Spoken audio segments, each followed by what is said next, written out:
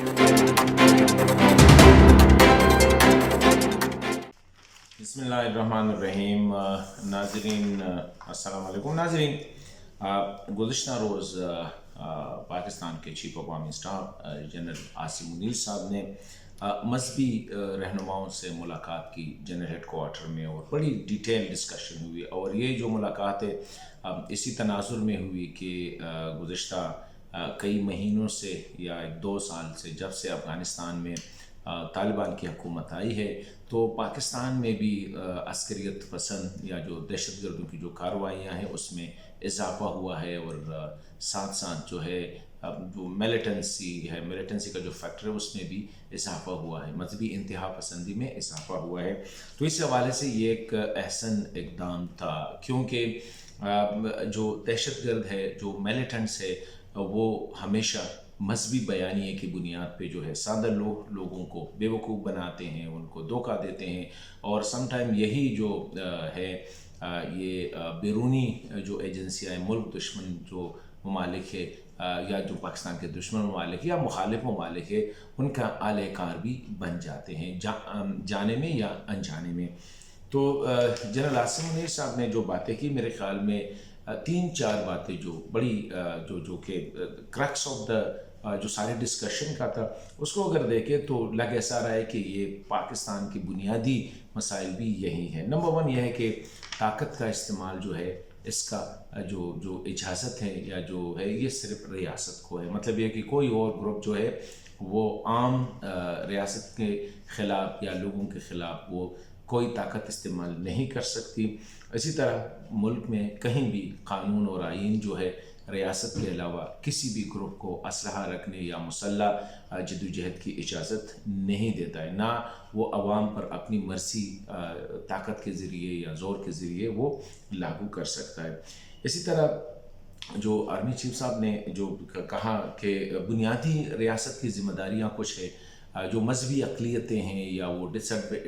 माशरे के वो तबके जो कमज़ोर तबके हैं, उनकी जो हिफाजत है, उनको जो तहफ़्फ़ुज़ देना है, ये रियासत की बुनियादी ज़िम्मेदारियों में आता है। दूसरी बात जो पाकिस्तान के तनाजुर में मेरे ख़्याल में स्पेशली बहुत ज़्यादा अहम है, वो है कि हमने यानी रियासत ने ये जो मजहबी मुनाफरत फैलाते हैं, ये जो सेक्टेरियनिज़म या फ़िरक़ावारियत है या जो लिसानी जो चीज़ें हैं, इन पे हमें काबू पाना है। ये आर्मी चीफ ने जो डिस्कशन की उलमा के साथ, मजहबी रहनुमाओं के साथ, तो उसमें ये बुनियादी था। और रिमाइंड भी कराया गया, याद दहानी भी कराई गई, 2018 में एक इम्पॉर्टेंट डेवलपमेंट हुई थी। पैगाम पाकिस्तान के नाम से एक फतवा जारी हुआ था, जिसमें मुल्क के तकरीबन 1800 जय्यद उलमाए किराम ने उस पर दस्तखत किए थे। उनका भी रिमाइंड किया गया कि किस तरह माशरे में जो मजहबी मजहबी जो क्या कहते इंतहा पसंदी है, मजहबी इंतहा पसंदी है या जो एक्सट्रीमिज़म है या जो फ़िरक़ावारियत है, किस तरह इस पर या जो अस्करियत पसंदी है, किस तरह उसका मौसर इलाज किया जा सकता है। तो मैं समझता हूँ कि मौजूदा हालात में ये एक बहुत अहम जो डेवलपमेंट थी। और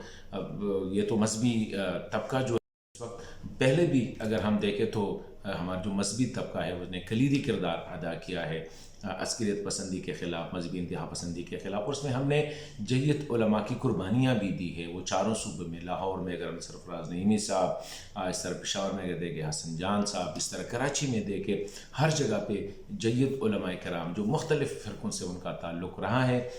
इनका दहशत गर्दों का, अस्करियत पसंदों का निशाना भी बने हैं, क्योंकि हमारे मजहबी तबके ने इसमें अपना भरपूर किरदार अदा किया है कि पसंदी या जो अस्करियत पसंदी है उसका अज़ाला कर सके।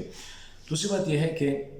पहले भी हुआ है, और ये जो मीटिंग है इसलिए ज़रूरी है कि जो अस्करियत पसंद है या दहशत गर्द है, जिस तरह मैंने शुरू में कहा, वो मजहबी बयानिए का इस्तेमाल करते हैं और लोगों को जो है धोखा देते हैं, उनको वरगलाते हैं। तो अगर हमारे उलमा की तरफ से इसी तरह उनको इंगेज किया जाए कि किस तरह जो असल रूह है मज़हब का और रियासत का और मजहबी चौकाट में रियासत का, उसको अगर सामने लाया जा सके और इन लोगों के जो इनका जो बयानिया उनको ब्लंड कर सके, ये मजहबी रहनुमाई कर सकते हैं। और इसी हवाले से उनके साथ बहुत ज़रूरी है। लेकिन मैं एक बात कहना चाहूँ कि ये इट्स ایک حصہ ہے اس پورے مسئلے کو ایڈریس کرنے کا، اور ایک سائڈ پہ لیکن یہ بنیادی حصہ ہے، یعنی مذہبی بیانیے سے ان لوگوں کو کاٹنا، ان کے بیانیے کو غلط ثابت کرنا، یہ صرف علماء کرام ہی کر سکتے ہیں، اور لوگوں کو صحیح مذہب کا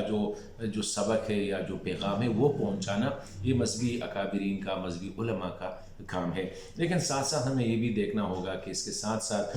ایک سائڈ پہ تو ہم کائناٹک آپریشنز کر رہے ہیں، مطلب ایک ہماری فوج، سیکیورٹی ادارے وہ لگے ہوئے ہیں، ان کے خلاف آپریشن کر رہے ہیں، انٹیلیجنس بیسڈ آپریشن جاری ہے، وہ بھی اہم ہے، لیکن اتنا ہی اہم جو ہے یہ بیانیے کی جنگ ہے، کیونکہ جب بیانیے کی جنگ اگر ہم ہار گئے تو کائناٹک ہم کچھ نہیں کر سکتے، کیونکہ بیانیے کی جنگ جب تک ان کے فیور میں جائے گی تو لوگ ان کی طرف جائیں گے، اور وہ اسی طرح جو ہے وہ دھوکہ کھائیں گے۔ تو مذہبی رہنماؤں کا کلیدی کردار اسی وجہ سے ہے کہ وہ بیانیے کی جنگ میں جو ہے